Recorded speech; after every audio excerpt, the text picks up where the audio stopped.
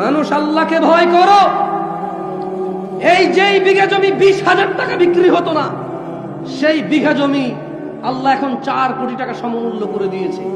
তবু তুমি 1 শতক জমি মসজিদ মাদ্রাসা দান করতে রাজি নও। অথচ তোমার এই 1 শতক জমির দাম 2,000 টাকা ছিল না, 2,000। এখন থেকে 20 বছর আগে তোমার এই 1 শতক জমির দাম 1 লাখ টাকা ছিল না। আজকে যে 1 শতক জমি 20 লাখ অনেক প্রিয় হয়ে গেছে। ওখান থেকে অর্ধেক দিয়ে দিল, তোমার বাপের যা ছিল তোমার এখন বেশি থাকবে। তবুও তুমি একটা ওয়াজ মাহফিল করতে 10 টাকা 20 টাকা দিতে ভয় পাও।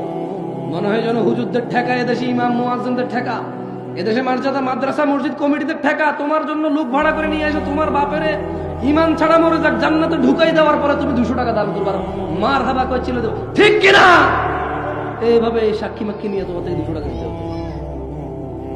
দিবা আল্লাহকে তারিফ শুনতে চাও আমার মুখে, দূর দূরান্ত থেকে নিয়ে এসে, হ্যাঁ এলাকার কেউ তো তোমার তারিফ করবে না, এই জন্য দূরে থেকে আমার নিয়ে আসো, দান করে তারিফ শোনাও, মার হাবা শোনাও। এলাকার হচ্ছে না তো তোমার 10,000 না 2 লাখ টাকা দিলে সুনাম করবে না, হচ্ছে না তোমার। যদিও সত্যবাদী হয়, কেমন আমরা তো চিনি না, করে যাই।